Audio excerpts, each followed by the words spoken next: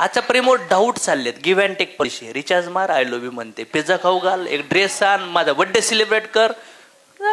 Online असला ना तो आणि रिप्लाय नाही दिला तर ती सकाळी भांडणं करती, कोणासंग ऑनलाईन होता एवढे वेळ, तू रिप्लाय का नाही दिलास. याला प्रेम म्हणतात. किती जणांना वाटतं की शेतकऱ्यांचे पोर आईबापाला चांगलं सांभाळून राहिलेत, कमी शिकलेले पोर आईबापाची लई काळजी घेतात. पण जी येडे गबाळे जास्त शिकलेत ना, कधी कधी पत्नी अडवणी करते. तिचे कसे संस्कार माहिती आहेत तुम्हाला. जर आता ती जर घरात येऊन चुकीचं वागून जर आईवडिलाला त्रास देत असेल तर तुमचा अधिकार आहे तिला सरळ करणं. गॅरंटी नाही एका छत्राखाली आहेत तर ते तुमच्यावर प्रेम करू राहिलेत. शरीर होऊ शकतं तुमच्या अधिकारामध्ये, पण हृदय तुमच्या अधिकारात पाहिजे. काय वाटतं तुम्हाला. सगळ्याला काय पाहिजे, प्रेम. आणि लहान बाळ सुरुवातीला प्रेम कोणावर करतं, नंतर थोडस मोठं झाल्यावर पप्पावर. पप्पा काहीतरी खेळायला आणतात. तिसरी स्टेज कुणावर असतं, आजी आजोबा नाही, खेळणं बिळणं आणतात ना, थोडंसं खेळणं मित्र वगैरे, त्याच्यातलं प्रेम होतं माहिती आहे मुलांना. आणि नंतर कॉलेजला गेल्यावर आरचीचं परशावर, परशाचं मग तिथं थोडंसं प्रेम एकत्र येतं, थोडंसं अट्रॅक्शन होतं, थोडंसं तिथं जर ते प्रेम जे तयार होते तिथं जर घरात लहानपणापासून आध्यात्मिक संस्कार झाले तर तुम्हाला असं वाटतं का आपलं मुलं मुलगी व्हायबल होती इकडं तिकडं, त्यांना कोणी आकर्षित करू शकतं. कारण की त्यांना कळलं ना की यार प्रेम भगवंत सेंटर पॉईंटला आहेत. माझी बायको एक दिवस आले आणि म्हणले आय लव्ह यू. मी म्हणलं 2 फटके मारल्यावर म्हणशील का आय लव्ह यू, काही म्हणताय तुम्ही.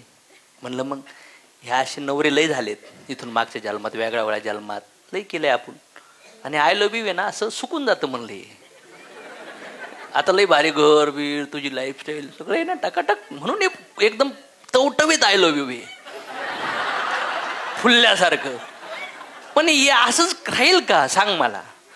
हे आय लव्ह यू बदलत असतं म्हणलं. हे प्रेम हे नाशवंत शरीर, मलमूत्राने घाण शरीर आहे.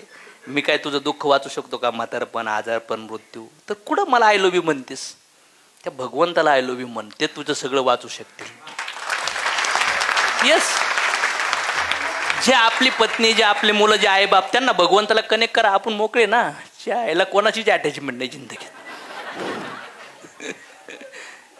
ह्या कॉन्शियसनेसने जीवन जगावं लागेल.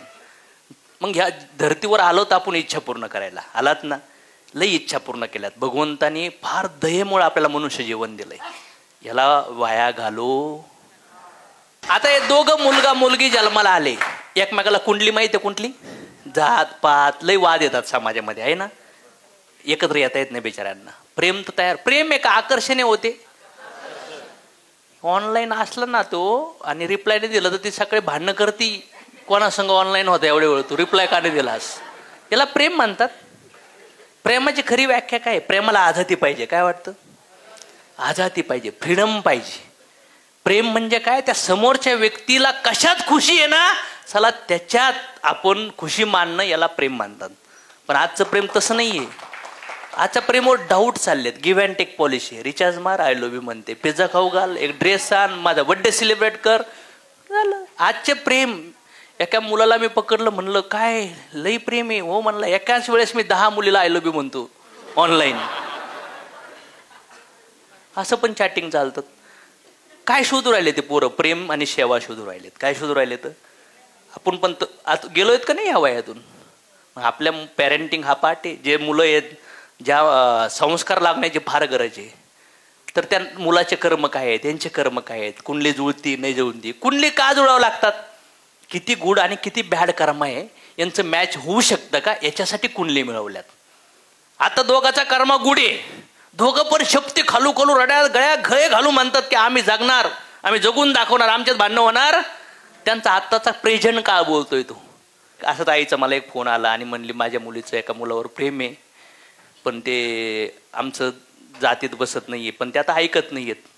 बऱ्याच दिवसापासून फॉलोअप घेत होते, माझ्यापर्यंत आलं. मी त्यांना संग बोललो, म्हटलं त्या मुलांची काय इच्छा आहे. ते म्हणतात सर आम्हाला लग्न करायचं. तुमची काय इच्छा आहे. सर आमची इच्छा नाही करायला पाहिजे, तुम्हाला वाटतंय असं व्हायला पाहिजे. त्यांना काय वाटतंय विचारा आणि तसं होऊन द्या. जर ते तयार आहेत तर त्यांना तो कर्मा परफॉर्म करून द्या, जाऊन द्या, त्यांचं लग्न लावून द्या. म्हणलं नाही जर केलं तर मुलगी म्हणते मी दाशी बनन, मी लग्नच करणार नाही कुणासोबत. मग काय करू, मुलगी लग्नाला आली. मी 2च मिनिटात सोल्युशन देऊन टाकलं. म्हणलं त्या मुलांना सांगा, बाळांनो तुमची कुंडली मॅच होत नाही, तुमच्या जीवनात फार दुःख येऊ शकतं, याची जबाबदारी आम्ही घेणार नाही. जर तुम्ही आमचं ऐकलं तर आम्ही प्रयत्न करू. त्यांनी आईने समजवलं त्या मुलींना. ते मुलगा आणि मुलगीने नाही ऐकलं. आता काय केलं पाहिजे? दोघांना लग्न करून दिलं पाहिजे का नाही दिलं पाहिजे? जर रोखलं तर ते करा मला फुल स्टॉप झालाय की नाही झाला?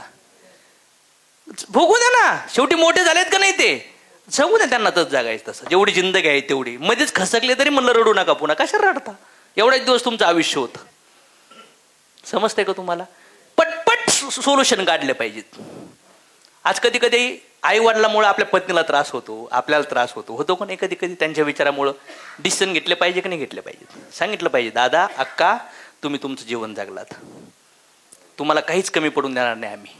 शांत भगवंताची भक्ती करा, आम्ही तुमची सेवा करू, काही गोष्टी तुम्हाला विचारून करू, काही गोष्टी आम्हाला पण मनाच्या कराव्या. हे पहिलं ऑप्शन आहे. मस्तपैकी आपण सगळे एकत्र नांदू. दुसरं ऑप्शन, तुम्हाला असं वाटलं की हे करायला पाहिजे, आम्हाला समजून सांगा. जर आम्हाला वाटलं की हे असं नाही तर आम्हाला तुम्हाला पण आमचं ऐकावं, आर्ग्युमेंट होईल थोडी आपली.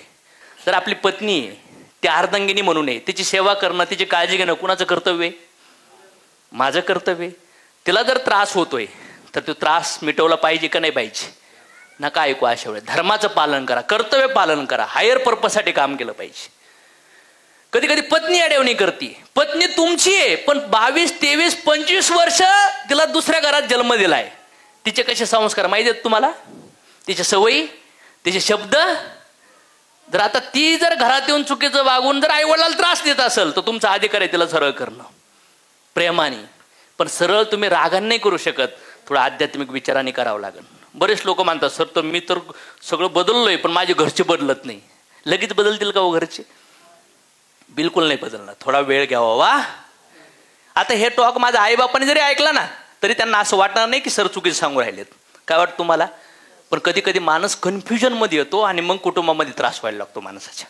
कळतच नाही कोणाचं ऐकू, बायकोचं ऐकू का आईबापाचं ऐकू. गडबडीमध्ये जातात.